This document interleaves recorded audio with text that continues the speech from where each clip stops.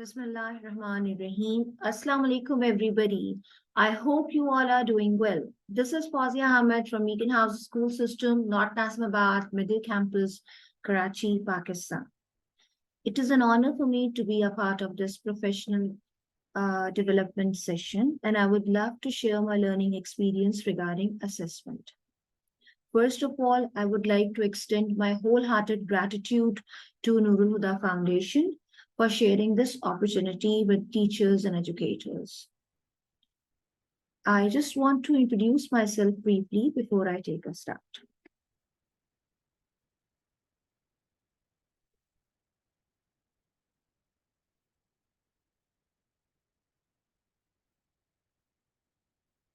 I am a pharmacist. I have done MPhil in pharmaceutical chemistry.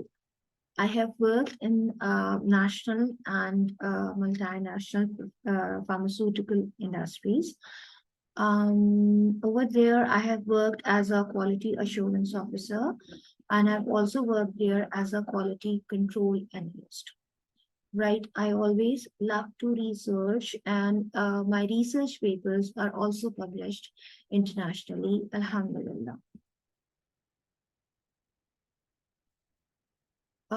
As far as my Beacon House journey is concerned, I have been associated with the system for the last 12 years. I have done an induction course, that is the Beginners Teachers Training Program. I've also done TFC, E-Foundation course. I've also done all mandatory courses which are available on Prism, as well as I've also done some technical courses and many soft skill courses which are available on Prism Beacon House. Over here, I have been working as a teacher. Along with that, I have also worked as a mentor. I have worked as math and science subject coordinator. I have also worked as a science subject lead, and I have also worked as an instructional coach, and I have conducted two cohorts of one of our mandatory courses in Beacon House, that is a DRP, Developing Reflective Practitioners. I have been a member of ASCD, Suresa, T4 community, and I'm preparing to be a part of Teachers Olympiad this year, inshallah. I have done on online DTL empowered by Suresa as well. I was able to represent Beacon House and Pakistan in Teacher Tech Summit, which was held on 26th March 2022. I was actually selected through a Flipgrid competition. It was held globally, and I was one of the first 10 winners who got an opportunity to speak at the Teacher Tech Summit Masterclass.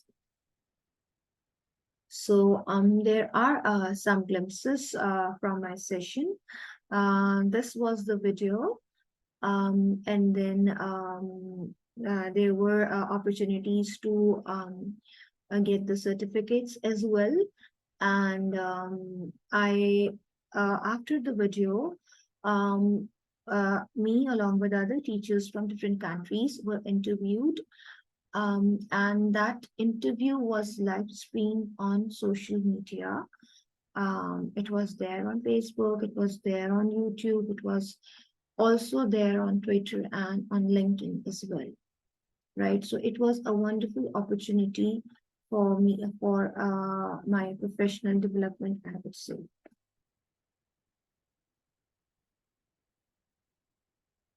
All right. Today, I would like to talk about assessments, planning assessments. So let's talk about what do we mean by assessment. Assessment is a Latin word which means to sit beside, right? And the purpose of assessment is to improve, not to prove. So it goes far beyond the processes of just marking and grading a student, right? We all are already aware that teaching and learning are reciprocal activities, right? So when we are assessing our students, so at the same time, we're not only assessing their progress, but we are also assessing ourselves. How well, it's not simply how well the students are learning, it's again very important how well the teacher is teaching, right? So we would be moving forward with this concept in mind that the purpose of assessment is to improve rather than to prove, right? And we will be, let's review our understanding, all of us, of the purposes of assessment and feedback, the advantages of digital technologies in assessment and feedback, um, what are the features of different forms of assessment, and also REP and its importance in designing assessments, right? All right. If we just talk about technology, how does it support assessment? So that is a very, very, very much relatable. And it really, if we are using technology, not just for the substitution purpose, but also for the transformation purpose, keeping transformation and modification in mind. So believe me, we can do wonders, right? And things will become very, very easy for us because, yes, these assessments are help us actually to track students' progress over a period of time. Especially if we talk about online quizzes, so they promote deeper engagement, and not only this, they also give us immediate and timely feedback that is crucial to any learning process, right? And once these quizzes are graded electronically and we get a compiled summary, things get easy for us, right? And again, I would come back and I would reiterate that the purpose of assessment is to improve, not to prove, right? So over here, looking at the analysis, we can get an idea that this is how our students have performed, and these are the areas where we need to work on. These are the areas of development, and we can identify the knowledge gaps very quickly and very easily, and we can very nicely address to these areas in our class time. Okay, let's talk about different forms of assessment. Let's do diagnostic assessments. So this assessment occurs before the teaching occurs, and it is very helpful for us to identify the strengths and weakness of our students, right? Because this is actually very, very important to see where our student stands, so that we can have a better idea from where to begin, right? This and this diagnostic assessments are very much important in this manner as well. That, for example, when we are conducting a diagnostic assessment in the beginning of a session, right? We expect that students have this much understanding of uh, that particular concept uh, from the previous class. But but practically, it's not always possible. It's not always true.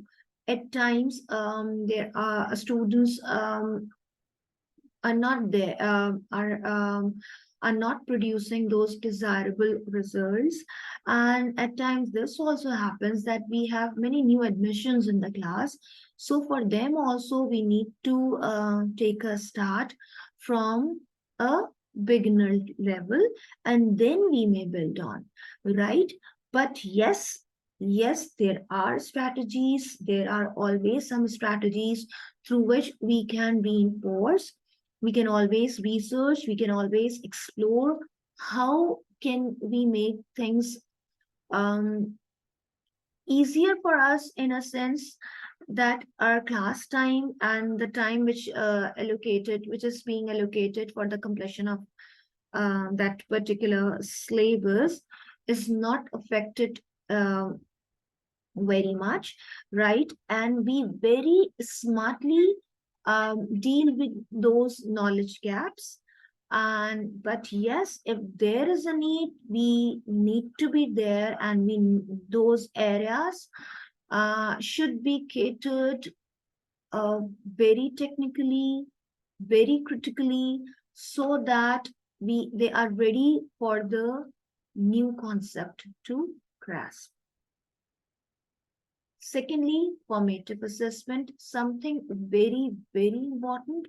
We conduct these assessments during the time of teaching. It's a continuous process. And let me tell you, uh, what I believe is formative assessment is actually the gist of our teaching, right? We take a start with the attainment target, right? And then we derive the learning outcomes, right? We make sure that our learning outcomes are SMART, right? They are specific, they are measurable, they are attainable, they are realistic, and they are time bound as well, right?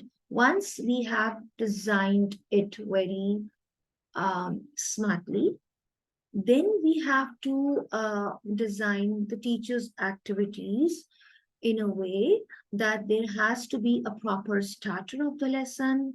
There has to be the chunks of the lesson, the teacher activities should be very well synchronized, should be very well sequenced, and then the activities they should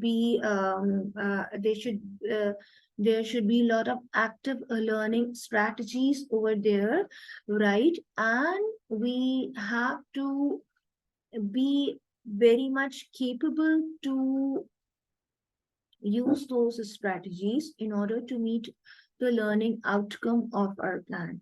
Yes, at times it happens when we try out new strategies, everything does not become successful. This is a true scenario, so it's perfectly fine. But at least we should be ready to take a start. And the other way around, this also happens that all strategies are not useful for all types of learners. So we need to, we can change. There are lots and lots of active learning strategies which we can apply, and which can help us to um, make our students learn in a better way. We can have different collaborative activities. It can be think, pair, share. It can be a group work. It can be a gallery walk. It can be a fishbowl activity. It can be a jigsaw, or us maybe a small discussion time, maybe circle time. It depends on the subject we are teaching. It depends the topic we are using to make our students learn. So there are different factors, right? But whatever we are doing, our activities must be planned right in a very orderly manner, right from the uh, starter till the wrap up of the session. And yes, the student activities which we are including in our lesson plans must be aligned toward there. We should allocate proper time slots for the proper act for different activities, right? For different type of tasks which we are assigning to our students, and we should be ready with the resources as well, so that we are able to justify time management as well. But again, there is always a room of reflection. At times, things are not that much successful, so it's fine. We can reflect. We can always reflect, and we can always, try to improve. The only thing is the mindset which we all need to work on, right? So its formative assessment measures student progress, but it can also assess your own progress as an instructor, right? Then summative assessment, it occurs at the end of the uh, at the end of learning, and yes, at times they can be incidental, like in some project task or an assignments work, but usually they happen after the learning has taken place, right? One thing which I would like to say here, to conclude, that it is not possible at all to assess everything that a student does, right?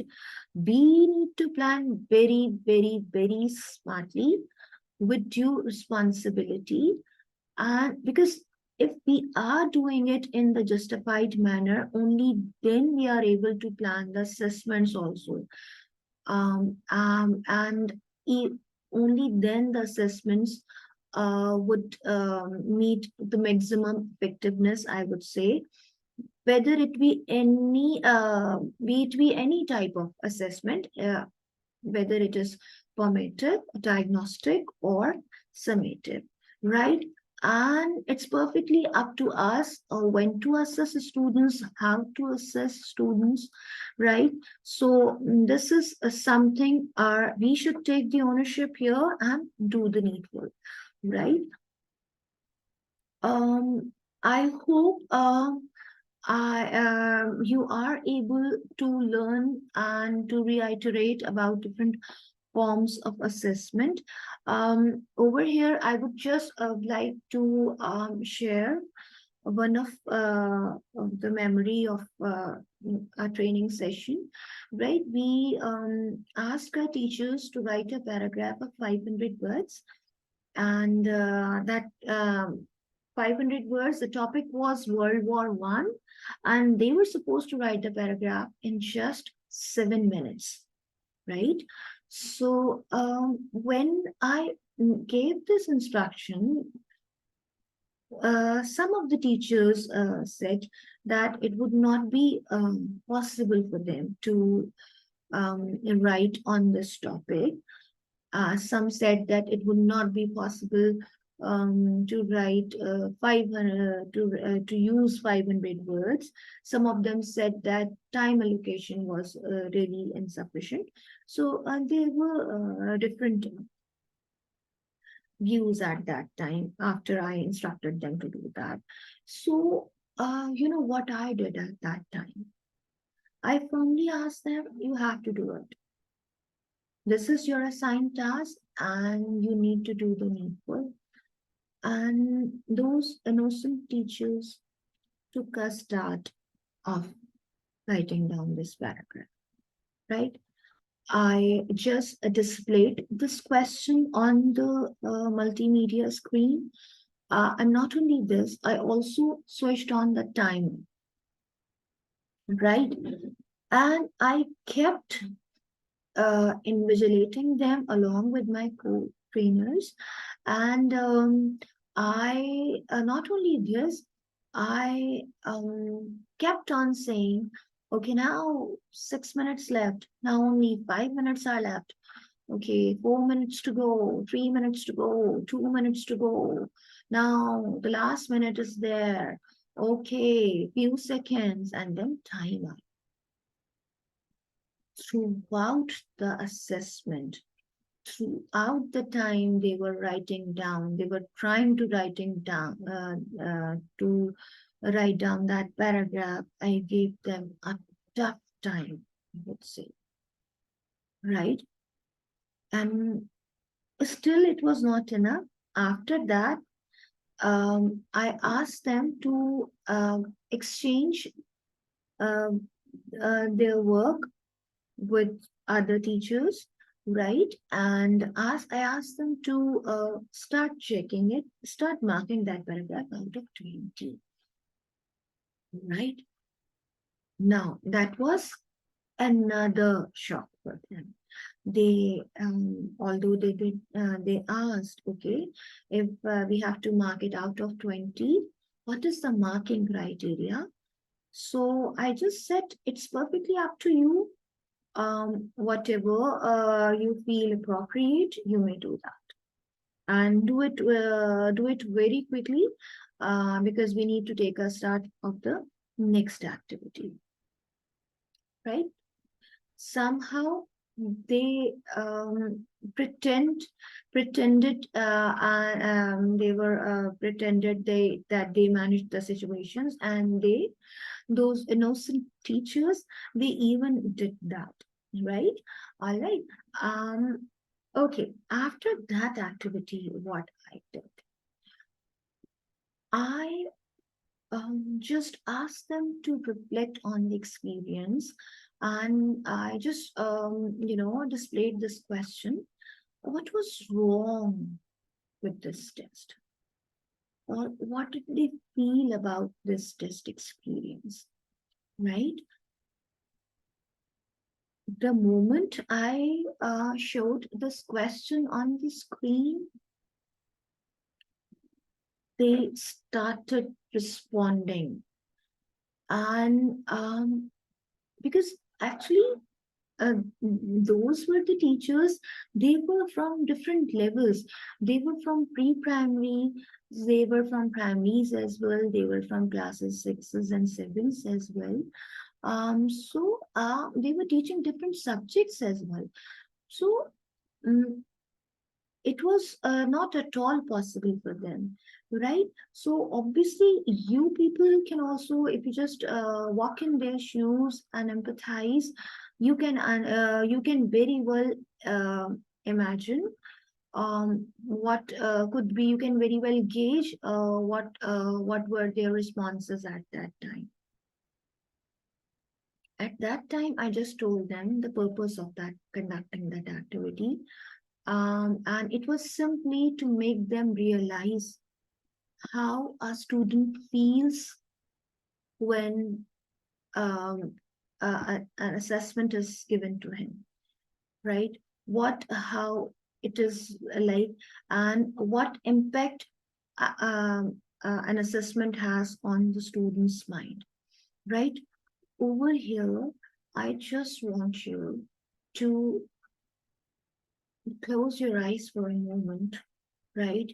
And just recall an assessment in which you passed with flying colors, right? What was the experience of that assessment? Secondly, I want you to imagine the assessment in which you were not very much well prepared, and you cut the marks accordingly. The marks were also not good. So that was okay. That was also very fun, right? And then the third thing I want you people to imagine is, recall a time when you gave any exam, any assessment, right? And after that, you were not happy at all, although you had prepared for that very well. You had covered the whole syllabus, which was designed for that particular examination, right?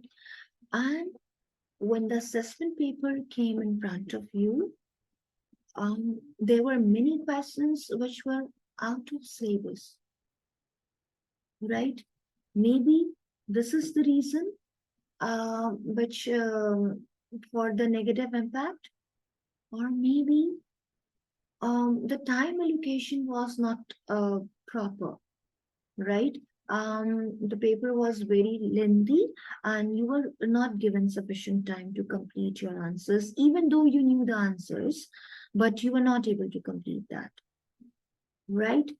And then maybe the figures, the diagrams, maybe the pictures were there in the assessment were not very much clear. They did not carry those details which you required to answer that particular question, right?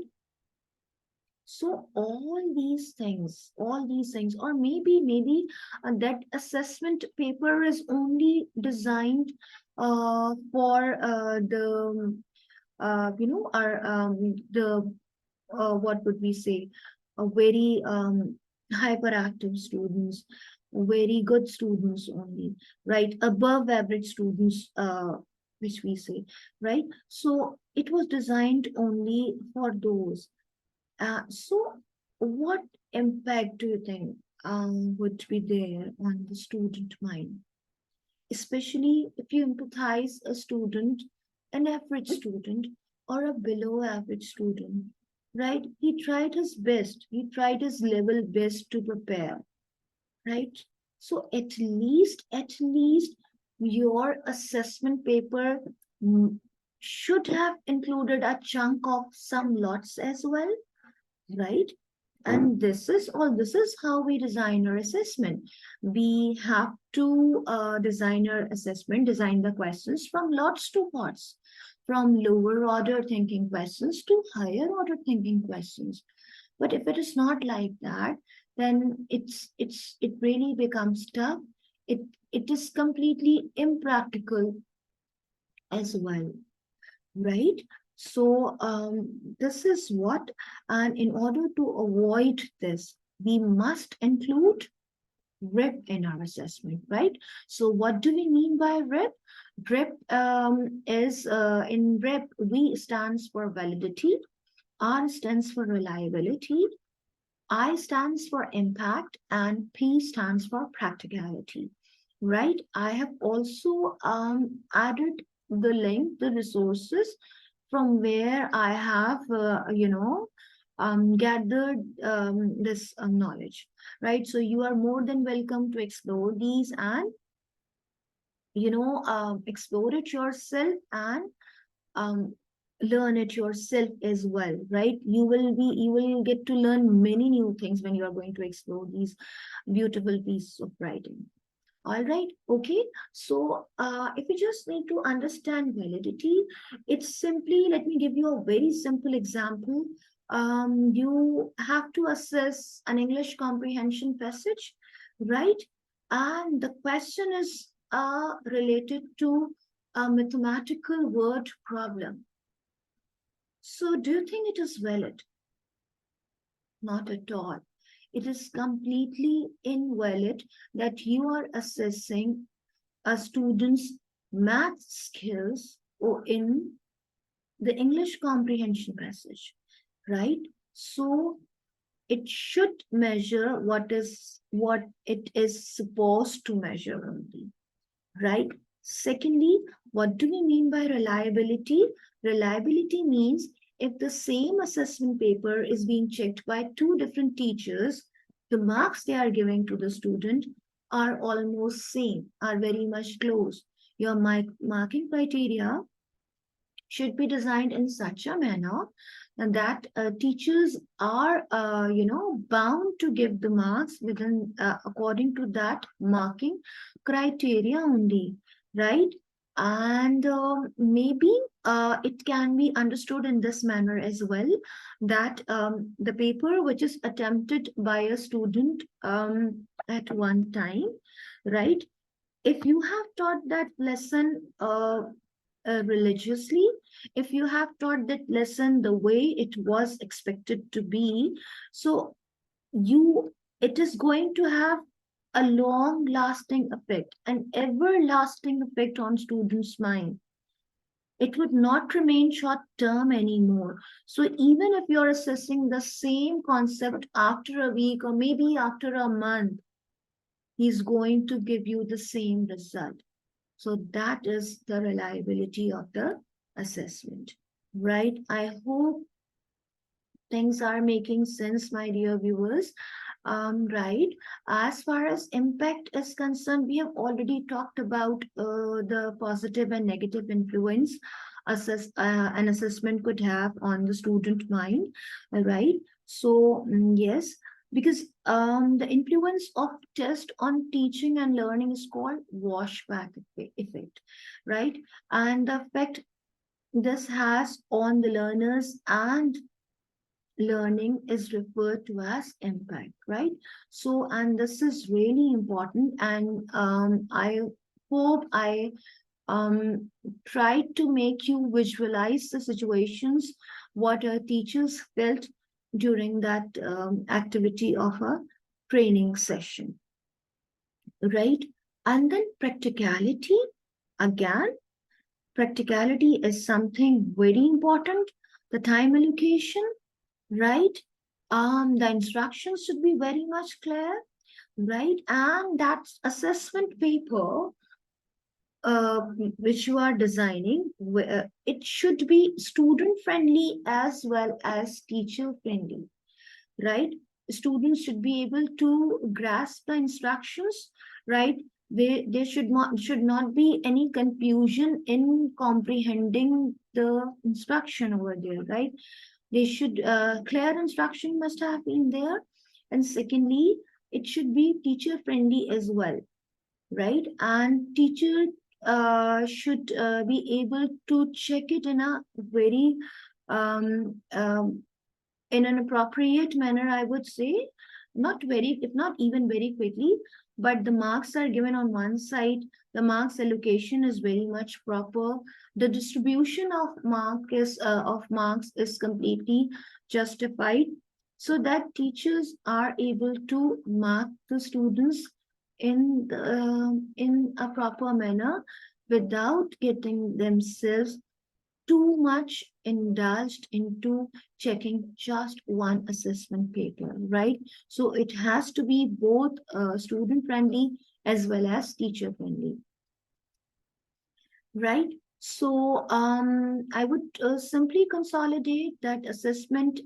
irrespective of its purpose, irrespective of its use, it needs to contain all the features of REP, all the dimensions which we have just discussed, that must be there in the assessment, and the assessment should be effective, reliable, impactful, and practical. And this is how only we can measure our students' learning outcome effectively. Right? This is just an idea. In one of my our training session, we use this KWL chart where regarding that assessment, first of all, we ask our teachers to type whatever they know about assessment, right? And what they want to know about assessment. Actually, this gives us an insight that okay, now they already have this much awareness, they already have this much knowledge, and we have to work on that, and we have to start working on start working on the other areas, right? And what they want to know, that was also very important for us to know. And yes, we just made it specific that whatever like what they want to know regarding the different forms of assessment, what they want to know regarding different features of assessment. So it is just an idea for you as well to make it very specific, right? Because every other day things are being explored, right? People are researching, and many things are being included in new researches, right? So, if maybe if they want to know something which is out of the context, so that is also not practical to assess, right? Yes, you can always ask them that you can get back to them for their questions which they are asking. You should be welcoming this inquisitive learning in your students, in your teachers you are training. But yes, you just welcome their ideas, their questions, right? And try to answer those questions. And being a trainer, being a teacher, you know what you are going to teach in future, right? So just make things specific, make your questions specific, make your questions focused, so that they are able to raise their queries within those domains only, right? And over here I just quickly want to sum up with this, that you can see that assessment of learning is catered under summative assessments, and here most of the role is done by the teacher, right? The teacher is responsible, the teacher is a decision maker, right? And this extract also I've taken from one of the research paper, right? But as well, but when we see about, when we think about formative, when we see formative, we can see assessment for learning, AFL as well, and assessment as learning as well. Right, so assessment for learnings, AFLs are very, very important, because they are actually helping us to, make our process strong. And once our process is strong, once we are putting a lot of input in our process, the product will be ultimately very good. The product will be ultimately very effective, very fruitful. It is definitely going to be productive, right?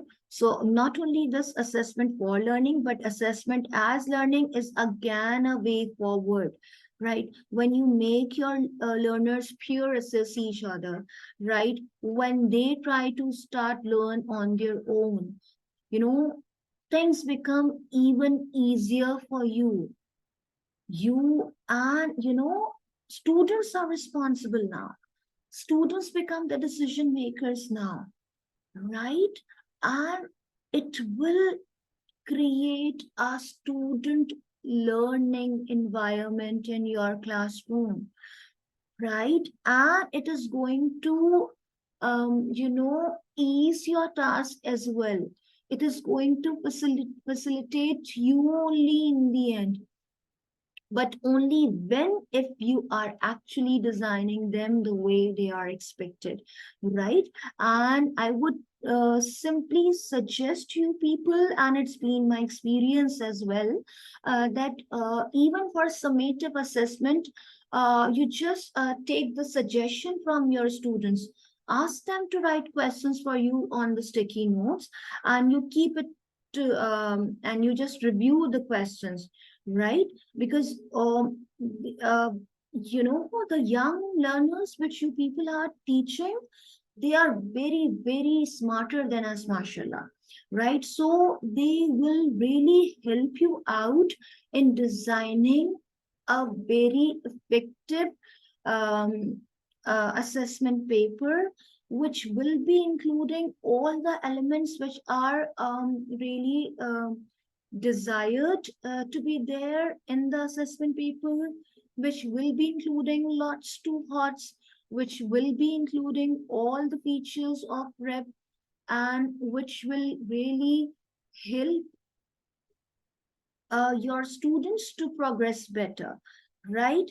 And once your students start progressing better, it means that you are a real reflective teacher.